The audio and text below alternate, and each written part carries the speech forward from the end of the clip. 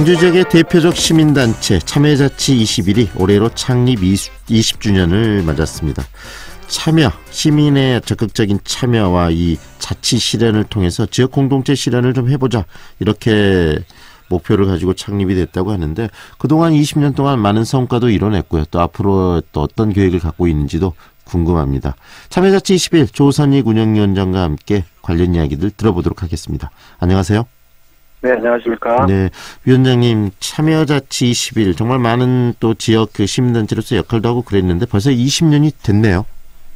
네, 어느덧 20년이 됐는데요. 네. 어떤 조직이든 20년 동안 운영하는 것은 쉽지 않은 일인 것 같습니다. 네. 따라서 이런 조직 운영은 내부적 구성원들에게 또 외부적 시민들에게 어느 정도 지지를 받았다고 볼 수밖에 없고요. 네. 그래서 이제 그런 지지와 함께 20년이 지났지 않나 생각을 합니다. 그런 면에서 네. 이제 20년이 된 부분에 대해서는 마땅히 좀 축하를 받아야 될 일이라고 생각을 하고 있습니다. 네. 그래서 또 축하하는 의미, 그리고 앞에 계획에 대해서 궁금함으로 이렇게 인터뷰를 하는데요, 위원장님.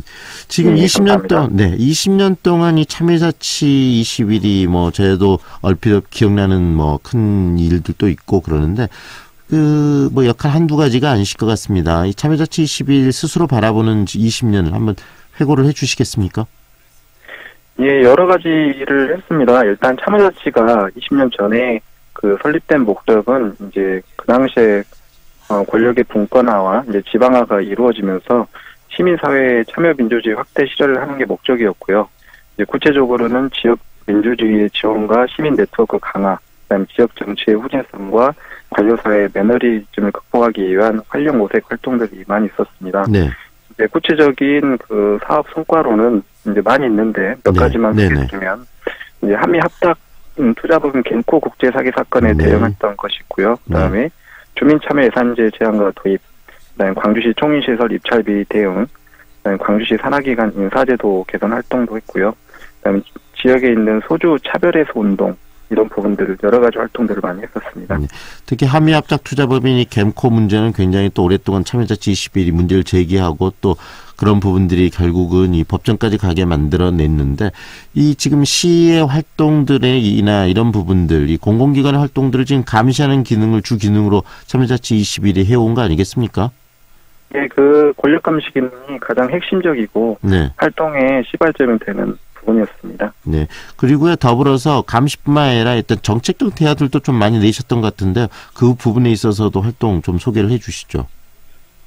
일단 기본 권력 감시 운동을 전제로 하면서도 그런 권력 감시의 부분이 지역 정책에 대한 부분이었습니다. 그래서 방금 소개드린 주민 참여 예산제 도입이나 이런 부분들도 단순히 비판을 하기만 하기보다는 나름대로의 참여자치의 어떤 대안 제시까지 했던 부분이고요. 그다음 또 저희가 활동을 할 때도 단순히 활동가 위주로의 활동이 되는 것이 아니고, 또 관련 분야의 전문가들도 내부에 많이 있기 때문에 나름의 대안 제시까지 함께 하고 있는 상황입니다. 네.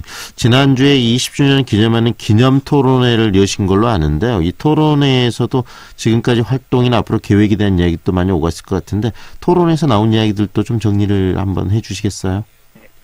네, 토론에서 나온 이야기는 일단 20년에 대한 평가를 좀 했고요. 평가는 저희 참여자치뿐만 아니라 전체적인 시민 사회단체의 현재 상황을 좀 평가를 했었던 이제 계기였습니다. 네. 일단은 항상 비판을 받는 부분인 어떤 시민 참여자치가 시민들의 참여가 많지 않다, 전문성이나 대안 제시 능력이 이제 부족하다는 평가들도 있었는데요. 이제 가장 전체적으로 큰 문제는 시대적 상황이 많이 변했는데 이제 시민 사회단체가 시대적 상황에 부응하고 있느냐, 그리고 이제 내부 운영의 민주성이나 시스템이 잘 갖춰져 있느냐, 이런 부분들에 대한 부정적인 전문가 의견을 표현했고요. 그거에 대한 토론을 했었습니다. 네. 그 토론을 통해서 앞으로의 20년 또 앞으로의 또 100년도 계획하고 계실 것 같다는 생각도 드는데요. 이 참여자치 21 앞으로는 어떤 방향으로 나가는 게 적절하다는 이야기들이 많이 나왔습니까? 네, 일단은 참여자치 21이 이제 앞으로 더 계속적인 활동을 하기 위해서는 과거와 좀 다른 활동들이 전제가 돼야 됩니다. 그래서 이제 시대적 상황에 맞춰야 되는데, 일단 지방 분권이 좀 더 구체적으로 논의가 되고 있기 때문에 그런 지방 분권화 시대에 어떤 포지션에서 참여를 할 것인지가 이제 중요한 것 같고요. 네. 그다음에 이제 내부 운영적인 부분도 과거에는 운동권이나 이런 분들이 이제 주로 모여서 활동을 했는데 네. 일반 시민이나 이제 운동을 하지 않았던 각계각층의 전문가들과 어떻게 네트워크를 할 것인지 이제 그런 부분들이 앞으로의 그 참여정치의 활동을 성공의 길로 갈 수 있는 큰 그 방향이라고 생각합니다. 결국은 운영 자체를 이 명망가나 또 몇몇 사람들이 이끌어가는 그런 시민단체가 아니고 자발적으로 시민들이 참여할 수 있는 공간을 많이 만들어주는 시민단체로서 활동이 더 중요하다. 그런 변화를 좀 더 가져가겠다는 말씀으로 들리나요? 네, 맞습니다. 이제 과거에는 이제 그런 분들의 활동이 많은 성과를 냈지만 또 앞으로는 좀 그런 분들의 활동이 이제 나이라든지 이제 시대적 상황에 따라서 좀 제한될 수밖에 없는 것이고요. 네. 계속적으로 새로운 사람들이 유입되기 위해서는 이제 새로운 사람들이 들어올 수 있는 운영이 돼야 될 거라고 생각이 듭니다. 네. 앞으로의 특히 지역 자치 분권은 굉장히 중요한 화두고 또 헌법 개정 운동까지 펼쳐지고 있는데 지역에 있는 시민단체로서 이 지역 분권과 지방 자치에 대해서도 고민도 좀 많이 하고 대안도 좀 내놓으셔야 될 것 같은데요. 그런 부분은 어떻습니까? 이 부분이 가장 중요하다고 생각되는데요. 예전부터 형식적으로나마 지방 분권이나 이런 부분들이 중앙 정부에서 이야기가 나왔습니다. 그러나 이제 지방 분권이라고 하는 것이 이제 중앙 정부가 지방 정부의 운영의 독립성을 보장하고 중앙 정부는 이제 포괄 역할을 하자는 취지인데요. 네. 이제 지방 분권이 성공할 수 있기 위해서는 중앙 정부에서 독립성을 보장받는 것은 이제 기본이고요. 가장 중요한 것은 지방에 있는 이런 지방 집행부와 그다음에 시민사회단체, 그다음에 일반 시민들이 어떤 지방 정책의 계획과 운영 평가에 직접적으로 참여할 수 있는 법적인 제도가 보장되지 않으면 지방 분권은 성공한 적이 없습니다. 네. 지금까지 지방에서 어떤 정책이나 대기업 사업을 할 때, 교수라든지, 변호사라든지, 이런 분들의 의견을 집중하거나 용역 사업을 줬지, 처음부터 정보를 균등하게 제공하고, 시민들에게 이해를 구하고, 동일한 결정 권한을 주는 이런 것들은 거의 없었다고 보는 게 맞습니다. 네. 그래서 지방 분권이 시작이 되면 단순하게 중앙정부에서 독립성을 갖는 것뿐만 아니라 지방에서는 이런 일반 시민과 그다음에 시민사회단체가 참여할 수 있는 네. 법적 제도를 마련하지 않으면 네. 여전히 과거와 똑같은 어떤 사업의 추진이라든지 평가를 받을 수밖에 없을 거라고 생각을 합니다. 네.